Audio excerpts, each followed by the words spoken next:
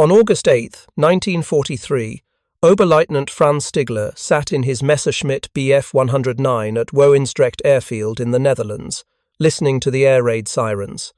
The alert meant American bombers were approaching.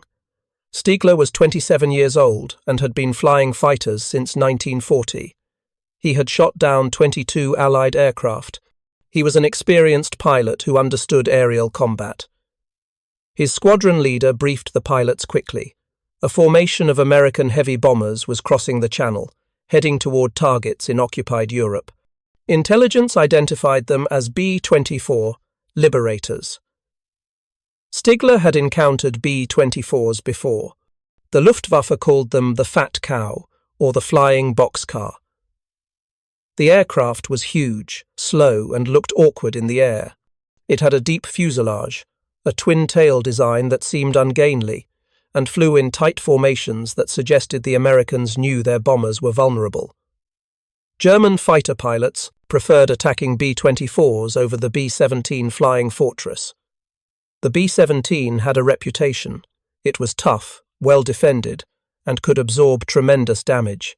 The B-24 looked easier. It appeared less rugged, its thin Davis wing seemed fragile, and the whole aircraft gave the impression of being hastily designed for mass production rather than combat durability. Before we jump back in, tell us where you're tuning in from, and if this story touches you, make sure you're subscribed because tomorrow I've saved something extra special for you. Stigler climbed to altitude and positioned himself with his squadron. They spotted the bomber formation at 22,000 feet, 48 B-24s in tight defensive boxes. The bombers were heading southeast toward industrial targets. German radar had detected them early, giving fighters time to intercept before the bombers reached their targets. This was the ideal scenario for Luftwaffe tactics. Stigler's squadron commander ordered an attack from 12 o'clock high, diving through the formation from the front. This was standard doctrine. Hit the bombers head-on where they had fewer defensive guns, punch through the formation quickly, dive away, climb back to altitude, and repeat. German pilots had refined these tactics through 2 years of combat against British and American heavy bombers. Stigler rolled into his attack dive. He selected a B-24 on the left side of the formation, lined up his gun sight, and began his firing pass. What happened next changed his understanding of American bomber defenses completely. The B-24 opened fire when he was still 800 meters away, far beyond the effective range of defensive guns. Or so Stigler thought. Tracers arced toward his fighter, not a few scattered shots, but streams of fire from multiple gun positions. The volume was stunning. Stigler counted gun positions firing at him. The nose turret with 2 guns. The top turret with 2 guns. The ball turret underneath with 2 guns. Waist gunners on both sides. The tail turret. 10 50 caliber machine guns, all firing at once, all firing at him. The 50 caliber M2 Browning machine gun was the most powerful aircraft weapon in widespread use.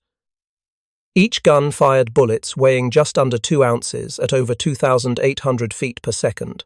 The kinetic energy of a single 50 caliber round could punch through engine blocks, shred control surfaces, or kill a pilot instantly, and this bomber had 10 of them firing simultaneously. Stigler broke off his attack. He had no choice. The wall of fire was too intense. Tracers filled his field of view. He heard impacts on his fighter's airframe. Something hit his wing. Something else struck his fuselage. He dove away, rolling to spoil the gunner's aim, and pulled out below the bomber formation. His aircraft had taken hits but was still flying. He checked his systems. Everything functional. He had been lucky, very lucky. He had broken off early enough that only a few rounds connected.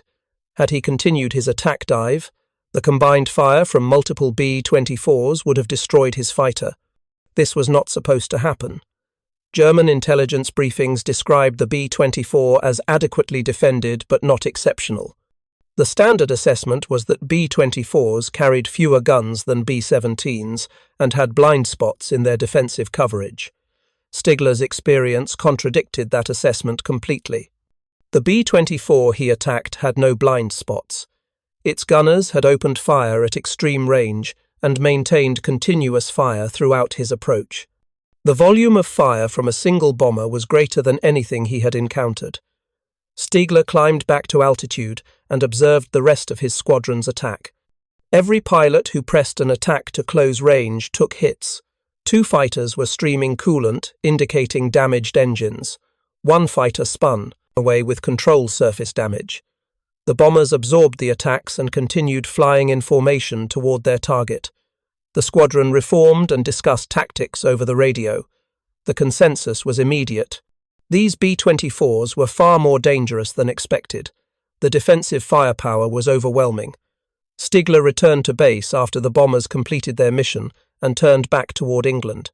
In the debrief, he reported what he had experienced. His squadron commander listened and nodded. Other pilots reported the same thing: heavy defensive fire from multiple gun positions, accurate gunnery at long range, interlocking fields of fire that made close-range attacks suicidal. The Luftwaffe's standard tactics against heavy bombers needed revision. This realization was spreading through Luftwaffe fighter units across occupied Europe in the summer and fall of 1943. The Americans were deploying B-24 Liberators in enormous numbers, and German pilots were discovering that the aircraft they called the Fat Cow was actually one of the most heavily defended bombers in the sky. The nickname Fat Cow came from the B-24's appearance. The fuselage was deep and slab-sided, giving the aircraft a bulky profile. The twin-tail configuration looked awkward compared to the graceful lines of the B-17. The Davis wing, while aerodynamically efficient, was thin and appeared fragile. The whole aircraft looked like it had been designed by engineers prioritizing production efficiency over aesthetics, which was exactly the case. The B-24 was designed by Consolidated Aircraft in San Diego in response to a 1939 Army Air Corps requirement for a heavy bomber with longer range and higher speed than existing designs. The prototype first flew in December 1939. It was not beautiful, but it was effective. The design emphasized practical performance, long range for strategic bombing, high cruising, speed to reduce exposure to enemy fighters, heavy bomb load for maximum destructive capacity, and defensive armament sufficient to protect the aircraft during unescorted missions deep into enemy territory. That last requirement, defensive armament, became the defining characteristic of the B-24 in combat. The aircraft that entered service in 1941 carried 7 50 caliber machine guns. This was considered adequate defensive armament at the time. Experience in combat revealed it was not enough. The Army Air Forces continuously upgraded B-24 defensive systems throughout the war. By 1943, the standard B-24D model, the variant Stigler encountered, carried 10 50 caliber machine guns, positioned to provide complete defensive coverage. The gun positions were strategically located to cover every approach angle. The nose turret held 2 guns aimed forward, protecting against head-on attacks. The top turret, located behind the cockpit, had 2 guns with 360-degree traverse, covering attacks from above and the sides. The ball turret, mounted on the belly, held 2 guns protecting the vulnerable underside. 2 waist gunners, positioned on either side of the fuselage, covered beam attacks. The tail turret had 2 guns protecting against attacks from behind. This arrangement created overlapping fields of fire. Any fighter attacking the bomber faced fire from multiple gun positions simultaneously. A fighter approaching from the front took fire from the nose turret, top turret, and both waist guns as it closed to firing range. A fighter attacking from the rear took fire from the tail turret, waist guns, and top turret. There was no safe approach angle. Every attack vector was covered by multiple guns. The effectiveness of this defensive system depended on the gunners. The B-24 carried 6 gunners, 7 including the bombardier who operated the nose turret guns. Each gunner trained extensively before deployment. Gunnery school lasted 6 weeks and included classroom instruction on aircraft recognition, ballistics, gun mechanisms, and combat tactics, plus live fire training where gunners practiced tracking and engaging targets. The gunners learned to calculate lead angles, compensating for the relative motion between the bomber and attacking fighter. They learned to fire in short bursts to avoid overheating the guns. They practiced identifying German fighters instantly, distinguishing between the Bf-109, the Focke-Wulf 190, and other Luftwaffe aircraft based on silhouette alone. They trained until their responses were automatic. In combat, communication between gunners was critical. The intercom allowed gunners to call out attacks, coordinate fire, and warn the pilot about threats. A typical engagement sounded like controlled chaos. Bandit, 11 o'clock high, coming in fast. I see him, I got him. Another one, 3 o'clock, 10 level. On him. Brake right, brake right.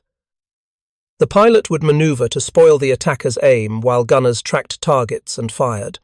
The 50 caliber M2 Browning machine gun was the weapon that made this defensive system lethal.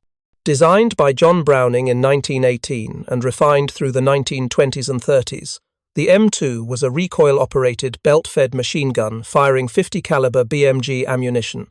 BMG stood for Browning machine gun. The cartridge was 39 inches long and held a bullet weighing between 650 and 720 grains, just over 1.5 ounces. The gun fired at a rate between 450 and 600 rounds per minute, depending on configuration. The muzzle velocity was 2,810 feet per second for standard ball ammunition. The effective range against aircraft targets was around 1,000 yards, though experienced gunners could score hits at greater distances. The maximum range was over 4 miles, though accuracy at that distance was negligible. The ammunition came in several types: ball for general purpose, armor-piercing with a hardened steel core, incendiary with a chemical that ignited on impact, tracer with a compound that burned in flight, allowing gunners to observe bullet trajectory. Most combat loads mixed these types in a specific pattern, typically 1 armor-piercing, 1 incendiary, 1 tracer, then repeat. This gave gunners visual feedback on their aim, while maximizing the chance that each burst included rounds capable of penetrating armor and setting fuel tanks ablaze. The destructive power of a 50 caliber round was immense. A single hit could destroy a fighter's engine, sever control cables, puncture fuel tanks, shatter canopy glass, or kill the pilot. Multiple hits guaranteed catastrophic damage. German fighters, particularly the Bf-109, were lightly built to maximize speed and maneuverability. They could not absorb multiple 50 caliber hits and remain airborne. American bombers demonstrated this firepower repeatedly in combat from 1943 through 1945. The statistics were documented meticulously. The 8th Air Force, operating from England, kept records of every bomber mission. They recorded bomber losses, fighter claims, and gun camera footage analysis. The data showed that B-24 defensive gunners were destroying German fighters at rates that exceeded initial estimates. In October 1943, 8th Air Force B-24s flew multiple missions against German targets. On October 9th, 56 B-24s attacked various targets in occupied Europe. They encountered heavy fighter opposition. The bombers claimed 24 German fighters destroyed by defensive fire. This was 1 German fighter destroyed for every 2.3 B-24s in the formation. On October 10th, 105 B-24s attacked targets in Germany. They claimed 38 German fighters destroyed. These numbers were claims, not confirmed kills. Air combat claims were notoriously inflated because multiple gunners often fired at the same target, and all claimed credit for the kill. Post-war analysis suggested actual kills were approximately 30 to 40% of claims.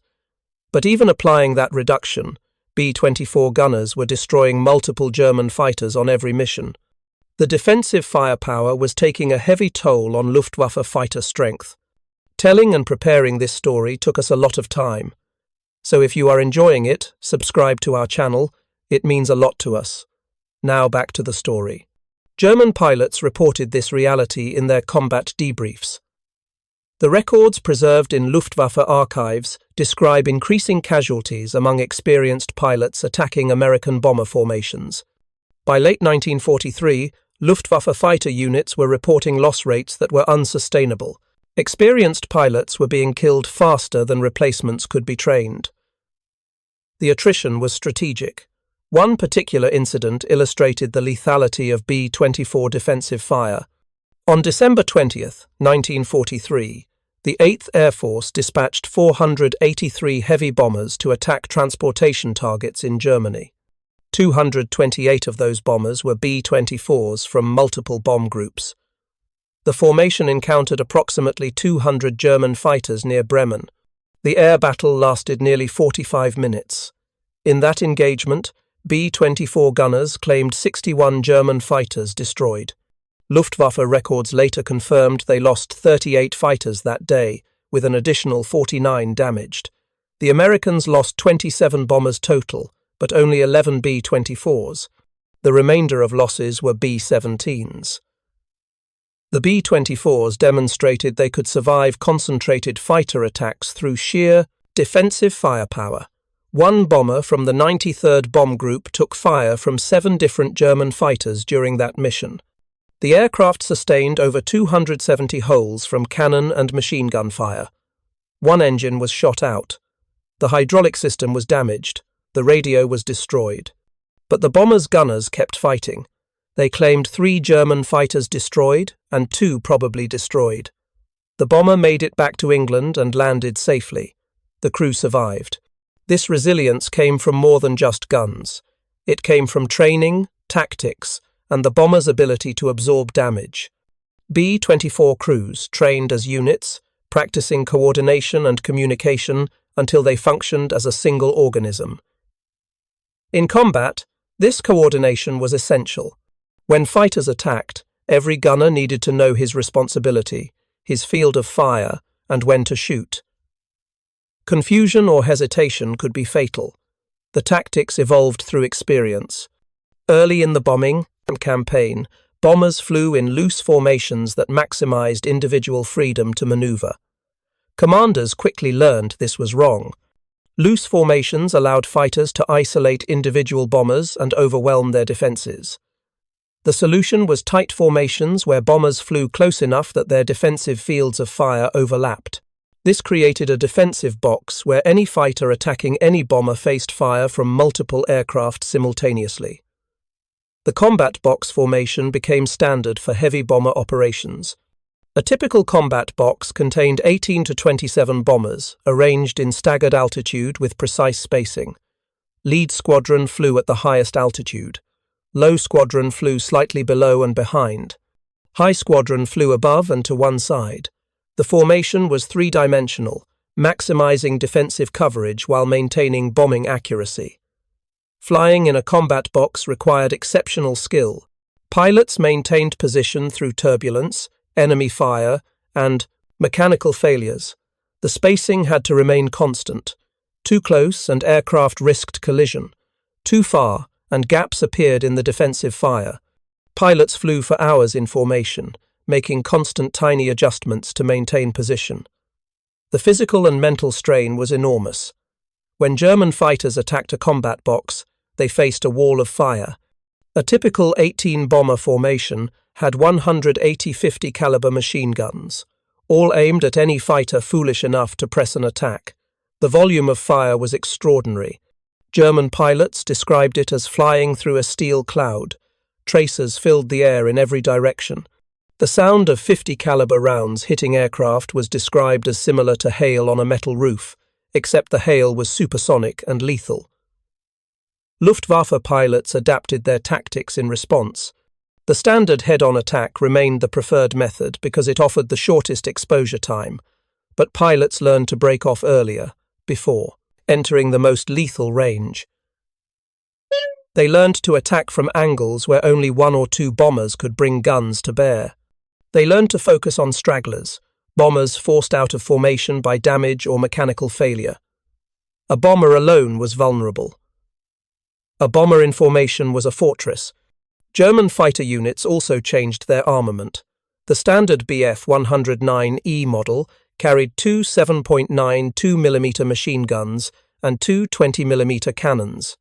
This armament was effective against fighters and adequate against bombers, but combat experience showed heavier weapons were needed.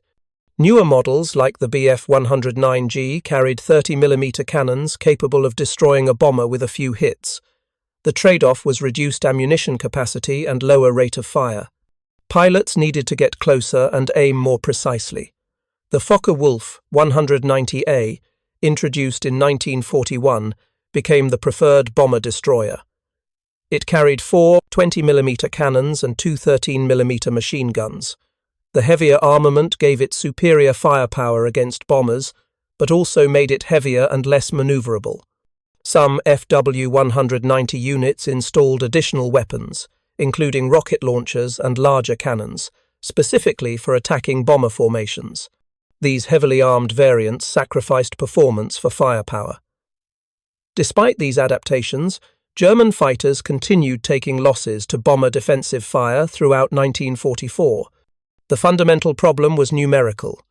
There were too many bombers and not enough fighters. Even if German pilots achieved favorable kill ratios, which they often did not, the Americans could replace losses faster than Germany. Every downed B-24 was replaced within a week by production from Willow Run or other factories. Every trained crew lost was replaced by graduates from training programs in America. Germany had no equivalent production capacity. When a German fighter was shot down, replacement took months. When an experienced pilot was killed, his experience was irreplaceable. Training new pilots to the level of veterans killed in combat took 2 years. Germany did not have 2 years. By late 1944, the Luftwaffe was sending pilots into combat with less than 100 hours of flight time. American bomber gunners had more trigger time than German fighter pilots had flying time. The B-24's defensive system was not perfect. The aircraft had vulnerabilities. The Davis wing, while efficient, was fragile compared to the B-17's thick wing structure. A direct hit from a 30mm cannon shell could sever the wing's main spar, causing catastrophic structural failure. The fuel tanks, even when self-sealing, could catch fire if hit repeatedly. The thin fuselage skin offered minimal protection against cannon fire. German pilots who survived the war later described tactics they developed through trial and error. Some pilots learned to attack from directly below, flying through the bomber formation in a vertical climb, firing as they passed through, then rolling away before the gunners could track them. This tactic exploited the ball turret's limited vertical traverse. It was effective, but dangerous. Any miscalculation in timing or trajectory put the fighter in the gun sight of multiple bombers. Other pilots developed the running attack, staying at the formation's altitude but out of range, then making a high-speed slashing pass from the side, firing a quick burst, and diving away before defensive fire became concentrated. This tactic minimized exposure time, but also reduced accuracy. High-speed deflection shooting was extremely difficult. Most pilots missed more often than they hit. The most successful tactic, preferred by veteran pilots, was patience. Wait for a bomber to fall behind the formation due to battle damage or mechanical failure. Follow at a safe distance. Wait for the bomber to lose more altitude, separating further from friendly aircraft. Then attack from the rear quarter where only 1 or 2 gun positions could return fire. Close to lethal range quickly. Fire a concentrated burst. Break away before defensive fire became effective. This tactic required discipline and restraint, qualities that became rare as Germany's situation deteriorated. By early 1945, the strategic bombing campaign had achieved its objective. German industrial production was declining. Transportation networks were disrupted. Oil refineries were destroyed. Aircraft production continued but lacked fuel to operate. Pilot training programs collapsed due to fuel shortages. The Luftwaffe's fighter force, once the most formidable in the world, was shattered. The B-24 played a central role in this destruction. The aircraft that German pilots initially dismissed as the fat cow, had helped bring the Third Reich to its knees. The defensive firepower, the ability to absorb damage, and the sheer numbers overwhelmed German defences. From 1943 to 1945, B-24 units flew over 90,000 combat sorties and dropped over 635,000 tons of bombs on Axis targets. The cost was significant. The 8th Air Force alone lost over 1,000 B-24s in combat. Each aircraft carried a crew of 10. The casualty rate among bomber crews was severe. Many crews completed their required 25 missions, then extended for another 25 because the need was so great. The average life expectancy for a bomber crewman in 1943 was 15 missions. Those who survived often did so because their aircraft's defensive guns kept German fighters at bay. Post-war analysis examined the effectiveness of various bomber defensive systems. Research papers compared the B-24 and B-17, analyzing loss rates, fighter-kill ratios, and survival rates under different combat conditions. The conclusion was that both aircraft were highly effective, with different strengths. The B-17 was more robust structurally and could absorb more battle damage before catastrophic failure. The B-24 had superior range and speed, allowing it to reach targets the B-17 could not and spend less time in dangerous airspace. Both aircraft shared one critical characteristic: devastating defensive firepower from multiple 50-caliber machine guns. This firepower kept German fighters at a distance and destroyed those foolish enough to press attacks too aggressively. The concept of the self-defending bomber, an aircraft carrying sufficient armament to protect itself without fighter escort, proved viable, not invulnerable, but viable. The introduction of long-range fighter escorts in late 1943, particularly the P-51 Mustang, changed the strategic situation dramatically. Bombers no longer needed to rely solely on defensive guns. Fighter escorts engaged German interceptors before they reached the bomber formations. The combination of escort fighters and heavy bomber defensive fire created an environment where German fighters faced threats from every direction. Attack the bombers and face 10 50-caliber guns per aircraft. Ignore the bombers to engage American fighters and allow the bombers to reach their targets unmolested.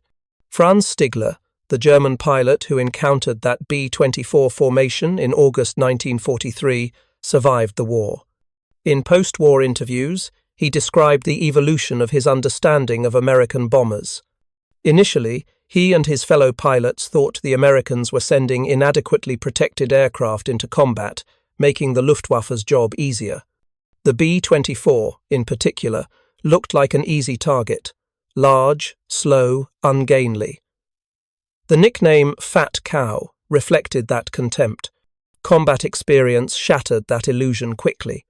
Stigler learned to respect the B-24's defensive firepower.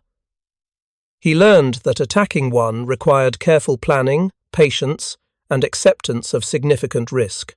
He learned that the Americans were not sending vulnerable aircraft into combat. They were sending heavily armed, well-crewed bombers, backed by unlimited industrial production and relentless determination. Those bombers were destroying Germany one mission at a time. Stigler ended the war with 28 confirmed victories. He survived because he learned to respect his enemy. Other pilots, those who maintained contempt for American bombers, often did not survive. The Luftwaffe's casualty lists from 1943 to 1945 contained hundreds of names of experienced pilots killed attacking American bomber formations. Many were shot down by defensive fire from bombers they underestimated. The legacy of the B-24 Liberator extends beyond World War II. Over 18,000 were built, more than any other American military aircraft in history. The lessons learned from its defensive systems influenced post-war bomber design. The concept of interlocking fields of fire, overlapping gun coverage, and coordinated defensive tactics became standard. Modern military aircraft still apply these principles, though the weapons have changed from manually aimed machine guns to radar-guided missiles and automated defensive systems. The B-24 proved that mass production could create not just quantity, but quality. 18,000 aircraft, each carrying 10 50 caliber machine guns, each crewed by trained gunners who knew their job, each capable of reaching targets deep in enemy territory and fighting its way home. The Germans called it the Fat Cow. The crews who flew it called it the Liberator. Both names were accurate in their way. It looked ungainly. But it liberated Europe from Nazi occupation, one bomb load at a time, protected by 10 50 caliber machine guns that made any attack a gamble with death. When the last B-24 combat mission flew in August 1945, the aircraft had been in frontline service for 4 years. It had fought across every major theatre of war, from the frigid North Atlantic to the deserts of North Africa, from the jungles of Burma to the flak-filled skies over Germany. It had dropped more bombs on Axis targets than any other American aircraft. It had destroyed hundreds of enemy fighters through defensive fire alone. The pilots who had once dismissed it as an ungainly brute learned to fear it. The gunners who flew within its thin aluminum skin learned to trust its firepower. And the crews who brought their battered machines home time and again understood a truth that statistics never quite capture. Sometimes the most important weapon is not the bomb you drop, but the guns that keep you alive long enough to deliver it. The Germans first called the consolidated B-24 Liberator the langsame dicke Kuh, the slow fat cow. Its slab sides, high, aspect ratio Davis wing and bulbous fuselage made it look less like a bird of prey than a cargo hauler with delusions of grandeur. To Luftwaffe fighter pilots who had cut their teeth against early British bombers or the smaller American B-17, it seemed an easy target. But the Liberator's deceptive appearance masked a brutal efficiency. 10 50 caliber Browning machine guns mounted in powered turrets in the nose, tail, belly, and atop the fuselage could turn a head-on pass into suicide. The Luftwaffe discovered that lesson the hard way. What began as confident attacks soon turned into cautious, probing strikes from the edges of effective range. By the time German pilots learned proper respect for the Liberator's defensive wall of lead, it was too late. The bombers kept coming day after day, month after month, year after year, until the Reich's cities were rubble and its air defences shattered. Each B-24 was a flying paradox, ungainly yet swift, fragile yet formidable, crude yet sophisticated. It lacked the mythic reputation of its cousin, the Boeing B-17 Flying Fortress, whose rounded nose and romantic nickname captured the public imagination. The Liberator was never quite loved in the same way. It was too industrial, too cold, too mechanical. But in many ways, it was the truer symbol of America's war. Efficient, mass-produced, and devastatingly effective when used in overwhelming numbers. Its heart was the Davis wing, a marvel of aerodynamic design that gave the bomber both exceptional range and a relatively high cruising speed for its class. That wing, slender and efficient, allowed the B-24 to fly farther than any other heavy bomber of the time. It could strike targets beyond the reach of the B-17 oil refineries deep in Romania, Japanese shipping lanes stretching across the Pacific, submarine pens along the Bay of Biscay. The same wing, however, made the aircraft notoriously unforgiving to fly. Its long span and thin chord demanded precision from the pilot. It resisted turns and punished sloppy handling. Pilots joked that the B-24 flew like a truck with wings, but it was a truck that could carry 8,000 pounds of bombs over 2,000 miles. In a war where logistics often mattered more than tactics, that range was decisive.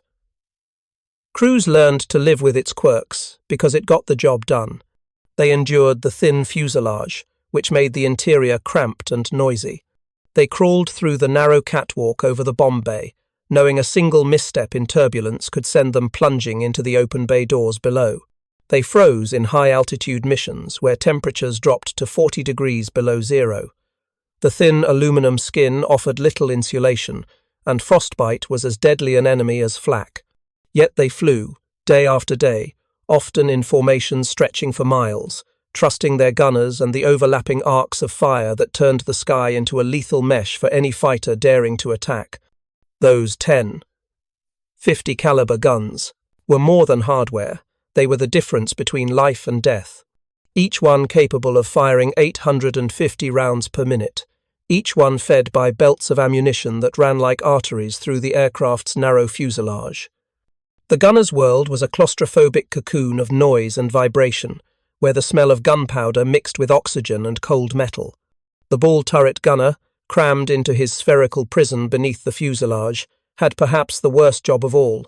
Suspended in the belly of the bomber, isolated from the rest of the crew, he hung upside down in flight, his knees nearly touching his chin, operating twin Brownings that defended the aircraft's most vulnerable arc.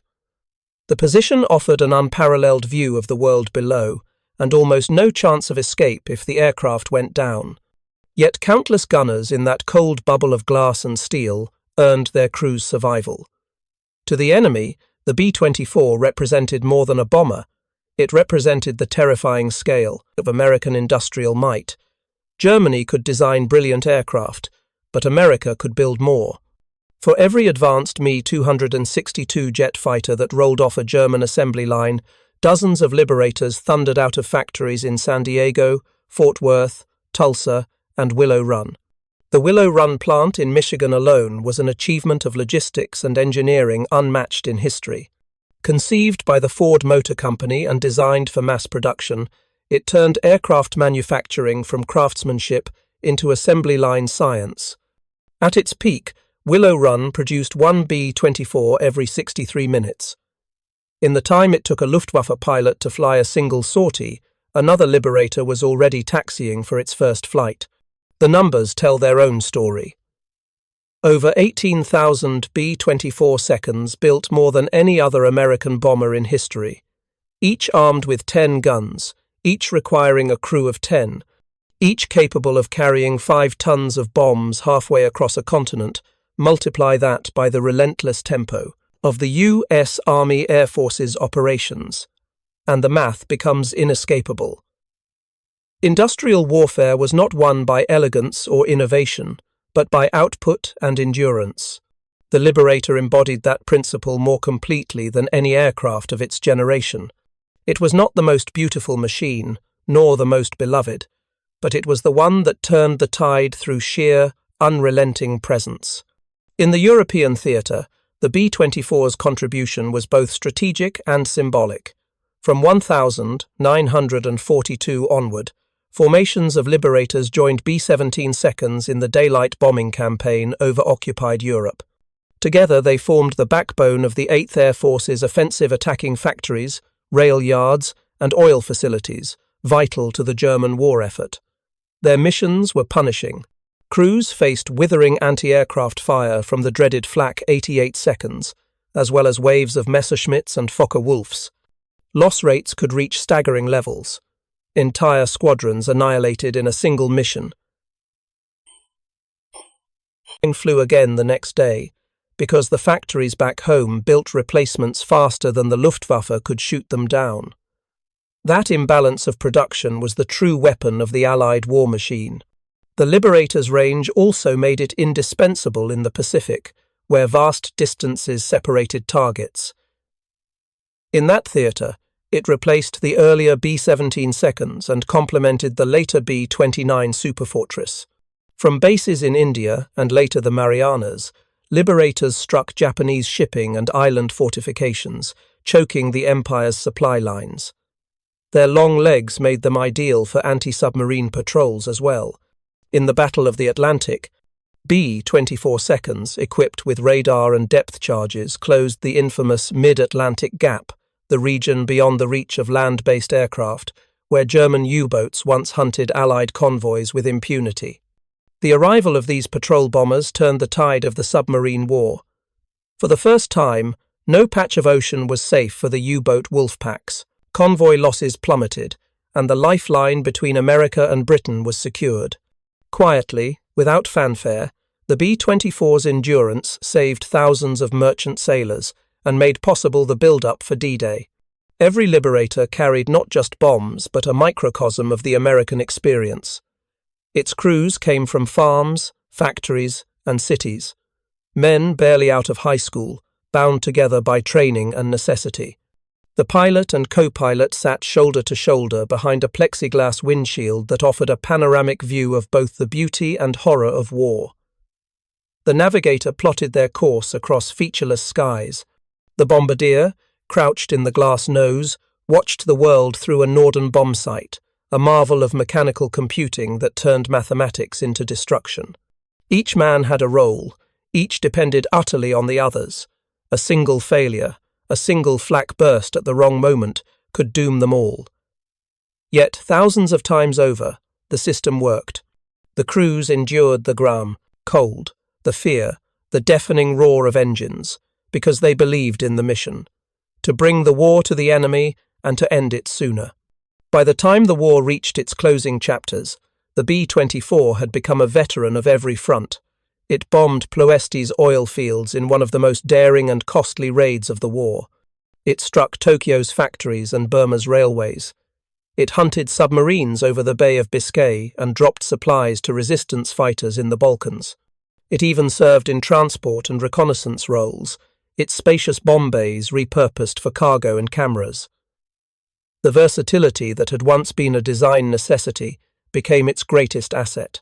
And yet, for all its achievements, the Liberator was quickly forgotten after the war. Unlike the B-17, which found new life in films and post-war memorials, or the B-29, which carried the atomic bomb and entered the Cold War, the B-24 faded into the background. Its very abundance worked against it.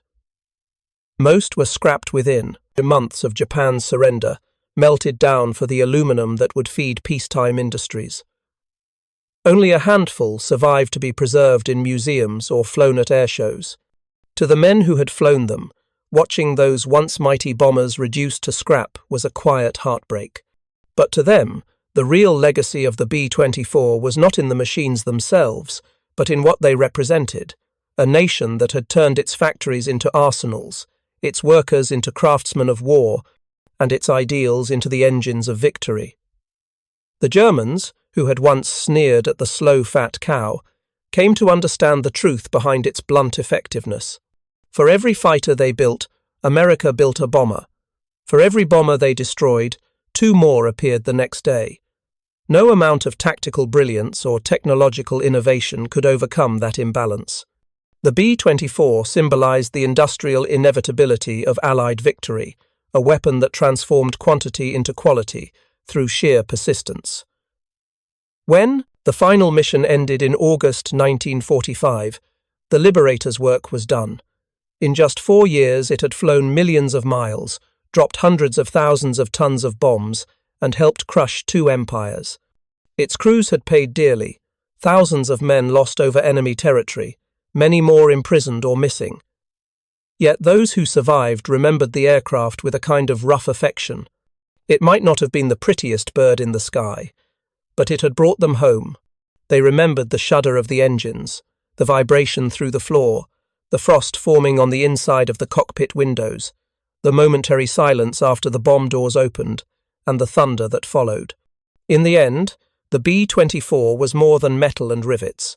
It was the physical embodiment of a nation's determination to win a total war, a machine built not for glory but for purpose. Its purpose was simple: to carry destruction across oceans and bring its crew back alive. It succeeded in both.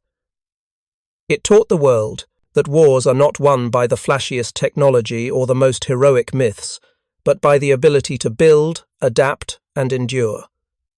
18,000 bombers, each armed with 10 guns, each manned by 10 men. That is the arithmetic of victory. The math was simple. The result was inevitable. Up next, we have 2 more incredible stories that are waiting for you. Just click the image you want to watch and it will take you there. If you enjoyed this video, make sure to subscribe. It would mean a lot.